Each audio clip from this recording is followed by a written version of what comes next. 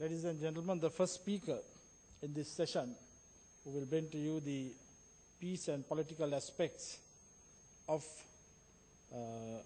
our development process and the interface between the political and development aspects. The speaker of this session is the Secretary to His Excellency the President, Mr. Lalith Weerathunga. The Chief of Staff of the Sri Lanka Army, Major General Prasad Samarasinghe, is bestowed with the honor of introducing this eminent administrator and leading government servant.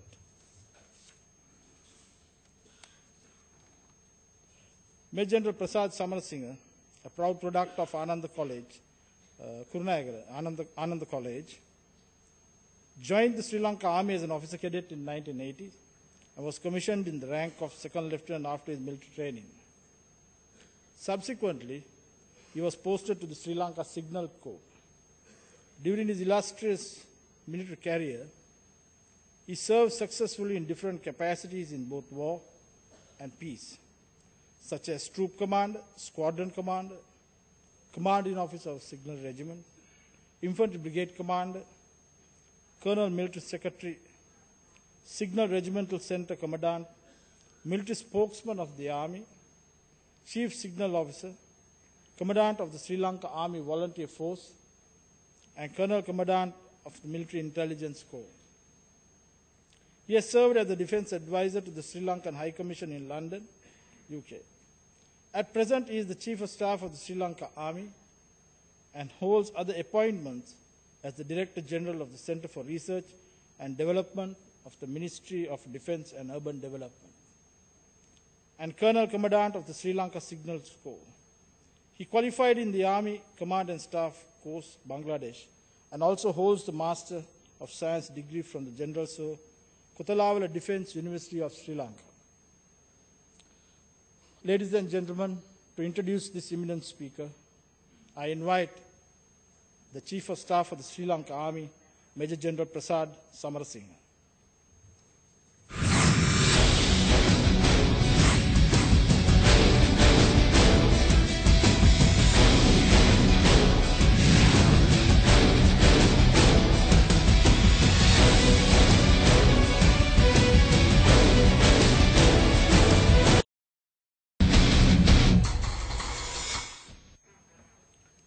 Distinguished invitees, delegates from overseas and home, ladies and gentlemen.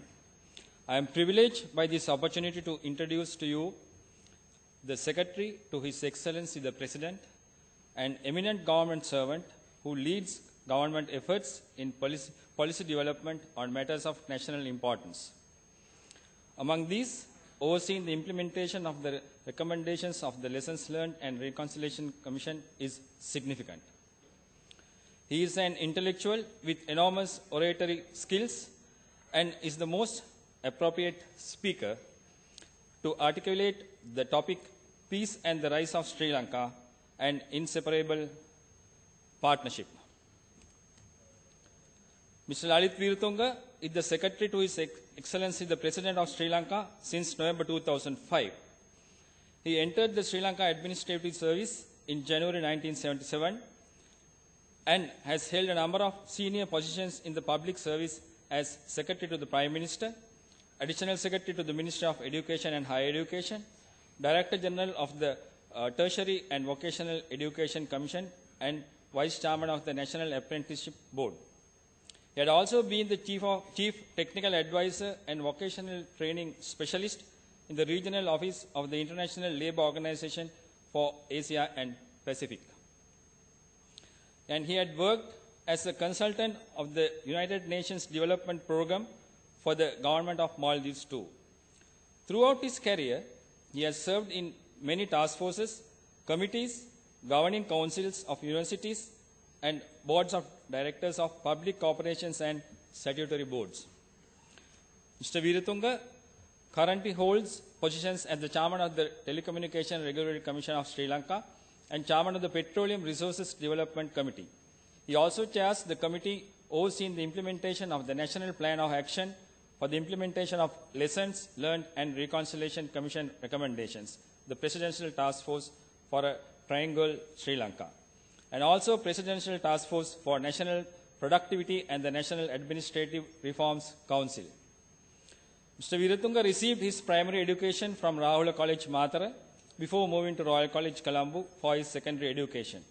He holds a master's degree in business administration from the University of Colombo and a bachelor's degree in natural sciences from the same university. Later, he attended Pennsylvania State University for postgraduate studies. He is a Herbert H.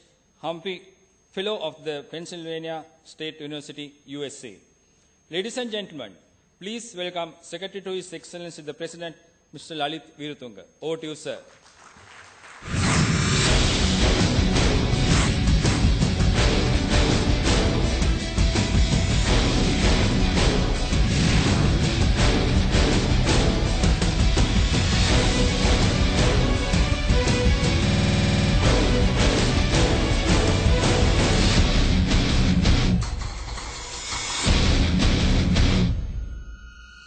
Honorable G.L. Pires, Minister of External Affairs, the chief guest this morning, Honorable Governor of the Northern Province, Major General Retired G.H. Chandrasuri,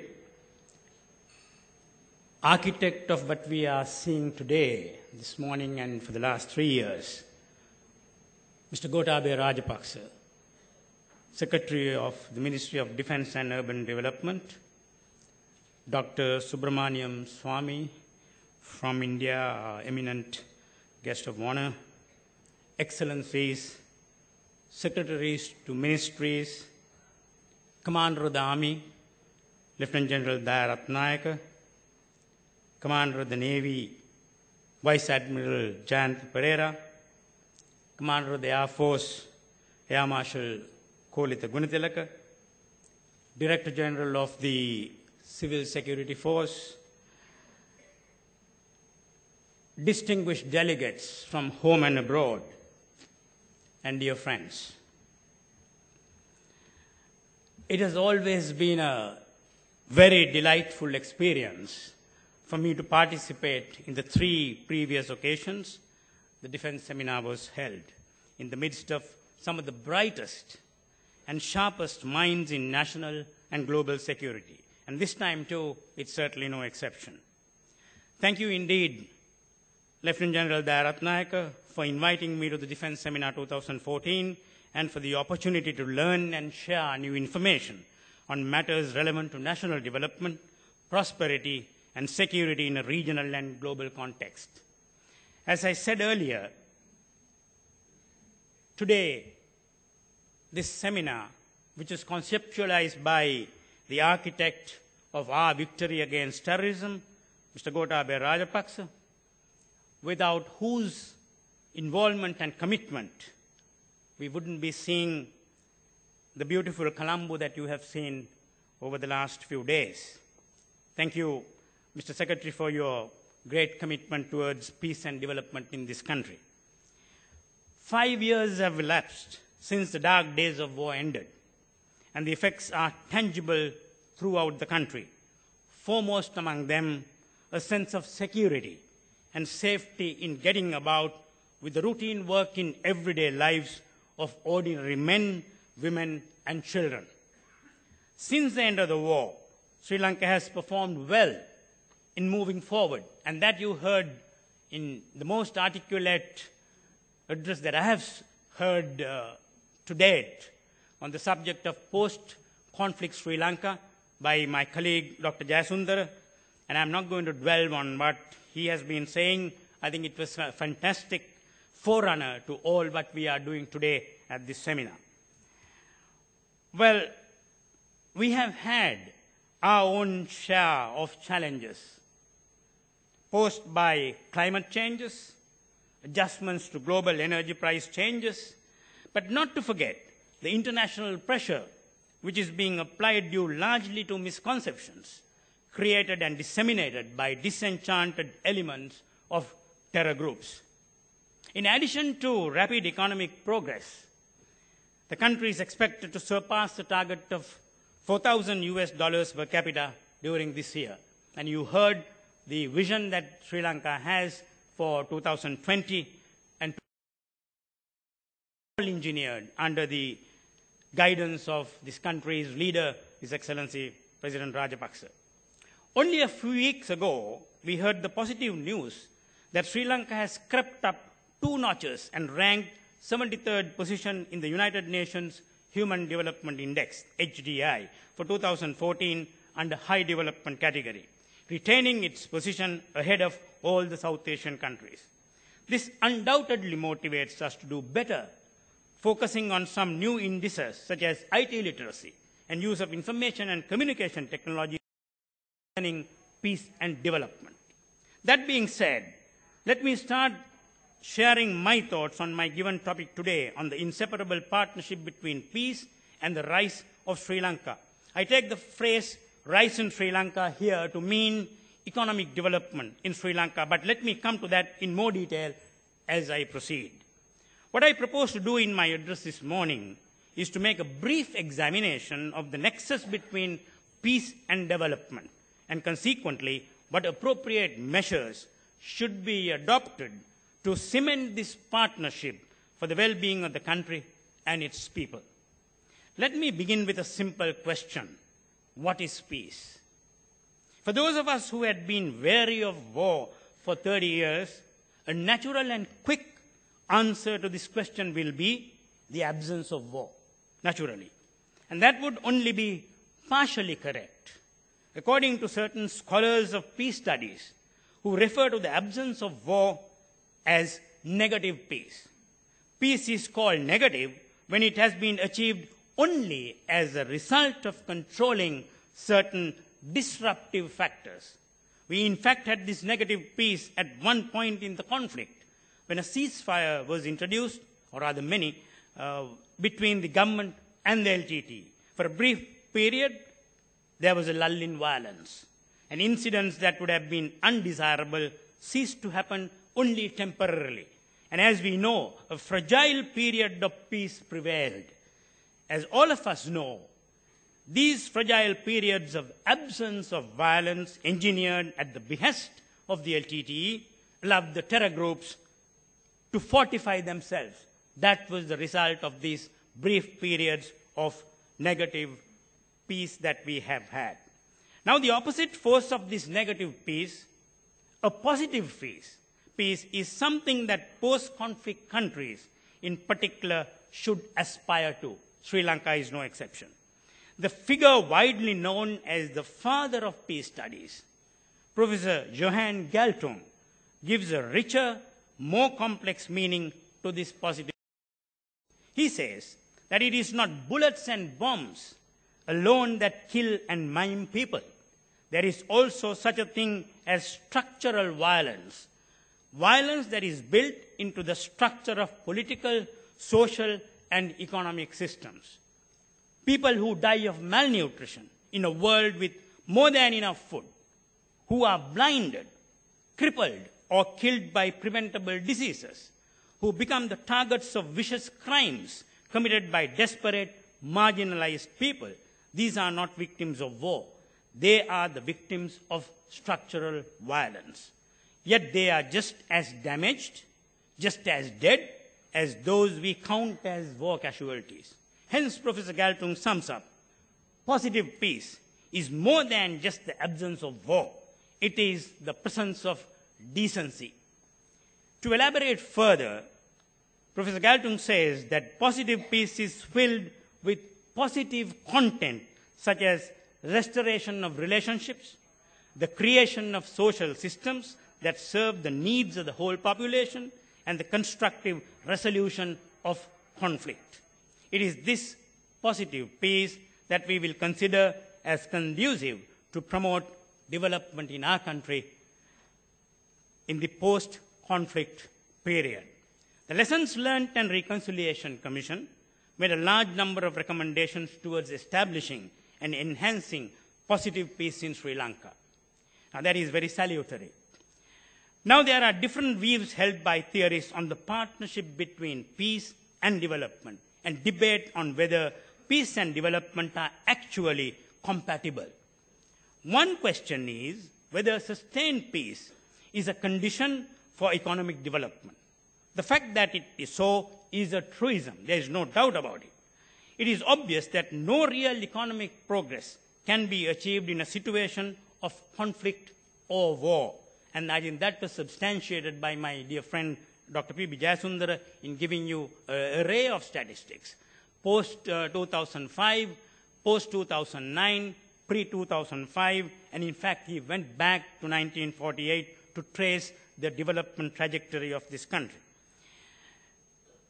We do understand that in a situation of conflict or war, resources that normally be used for economic development will have to be diverted for defense and military purposes, or will simply not be available for use.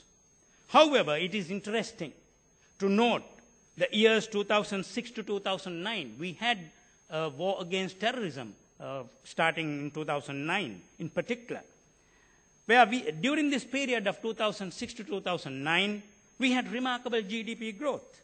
For instance, in 2006, 7.7%. In 2007, 6.8%. In 2008, 6%.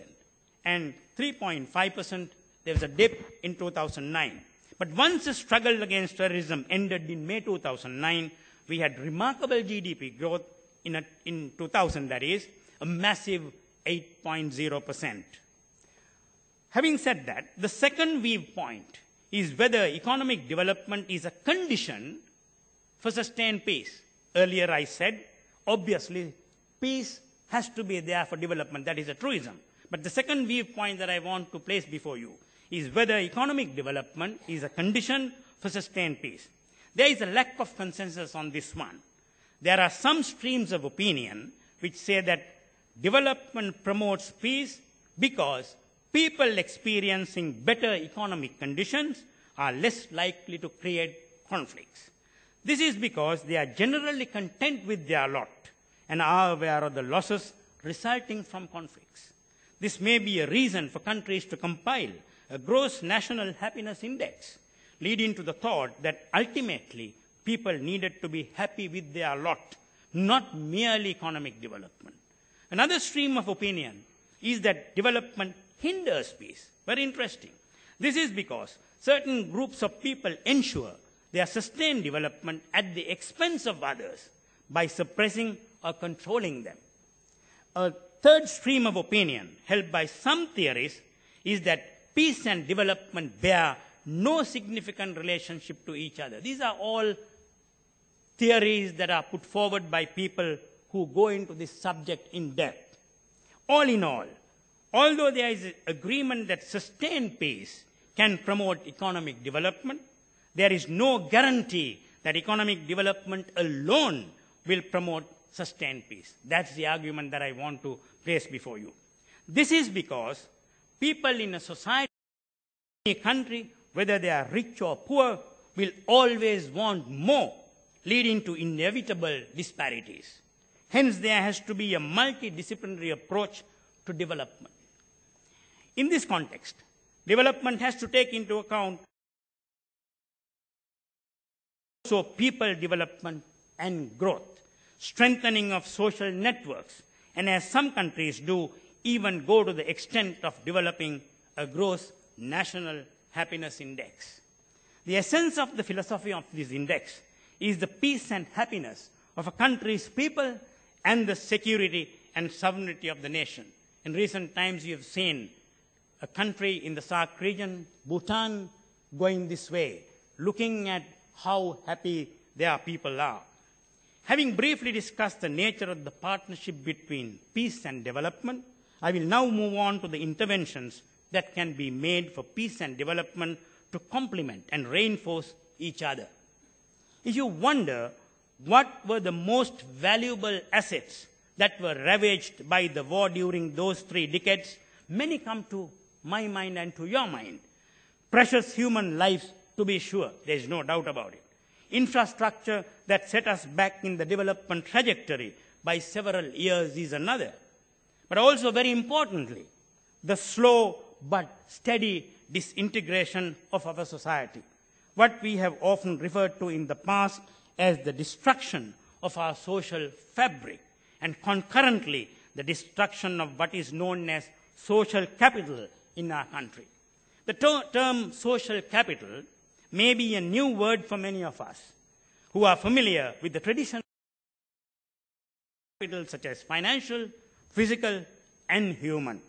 It is in fact a term that economists had tried hard to ignore as having anything to do with economic growth some years ago, but which has slowly gained credence since the 1960s as an important category of capital that fosters growth and development. If one were to define social capital in the present context, it refers to trust and reciprocity in social relationships, norms, values, and attitudes that strengthen, integrate communities while helping individuals achieve their goals, bridging and bonding ties that create cohesion between different groups of people. Social capital accumulates that members of different social groups can maintain respect for differences and learn to cooperate, especially beyond the family and the clan. In what way is social capital important to us in Sri Lanka? Traditionally, Sri Lanka has been a multi-ethnic, multi-religious, multicultural society. Influenced by the teaching of their respective religious leaders, different groups of people had learned to live in harmony with each other, in compassion and love, trusting and supporting each other, and unwittingly doing a great job of peace building. These interactions have been facilitated by social, cultural, and community networks and human relations that foster trust and a sense of belonging between different ethnic and religious elements of social capital, and certainly our social capital. Thus, if one expects development in Sri Lanka to promote sustained peace, that's what all of us want, then it is important that such development takes into account the promotion of social capital as well. It is only in that context that the inseparability of sustained peace and development will prevail. However, it must be noted that this social capital, which had maintained strong and cohesive societies in Sri Lanka for many, many years, has been significantly weakened due to the LTTE activities. The atrocities committed by the LTTE at various times and in various places, in varying degrees of brutality, held a lasting impact on the communities. Professor Karunaratne Hangavatta, academic and diplomat, presently our ambassador in France, who had also served as a commissioner in the Lessons Learned and Reconciliation Commission, LLRC, once very insightfully described the impact of LTTE activities on Sri Lankan society. He cites the destruction of our long-developed social capital as the worst consequence of LTTE terrorist campaign.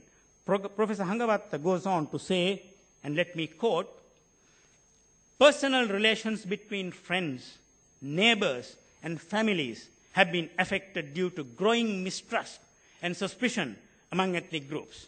Police and community relations have suffered due to detachment of police from the community. Political leaders have become isolated from the public. People have lost access to their representatives and public servants.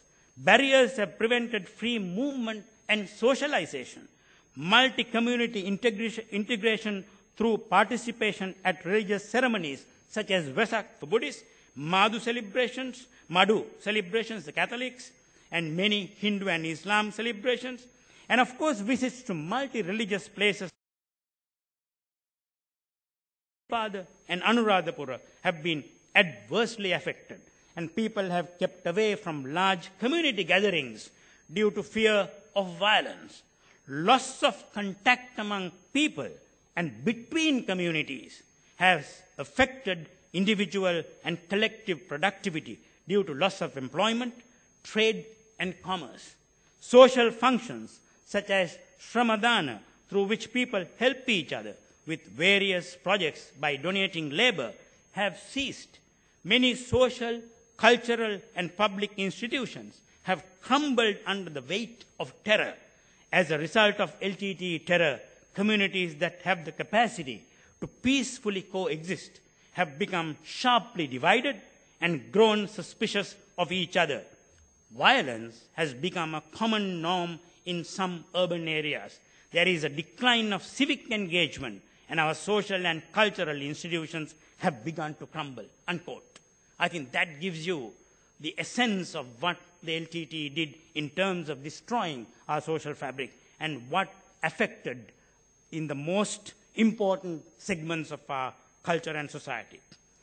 What must be done, therefore, is to restore trust among communities, rebuild social capital, and thereby enhance personal and collective productivity, bring lasting peace and prosperity, and improve the quality of life of every Sri Lankan citizen. Rebuilding social capital can be done in several ways. Through economic means, by empowering marginalized and vulnerable groups to build a sense of personal security and contribute to the economy. There are in fact several such economic empowerment programs revolving credit schemes which foster social networking, currently implemented by government ministries in conflict-affected areas. I also heard Treasury Secretary laying before you what the government has done in terms of empowering rural communities. We have a rural-centric development concept in the Mahinda Chintana. That's a policy paradigm of the government.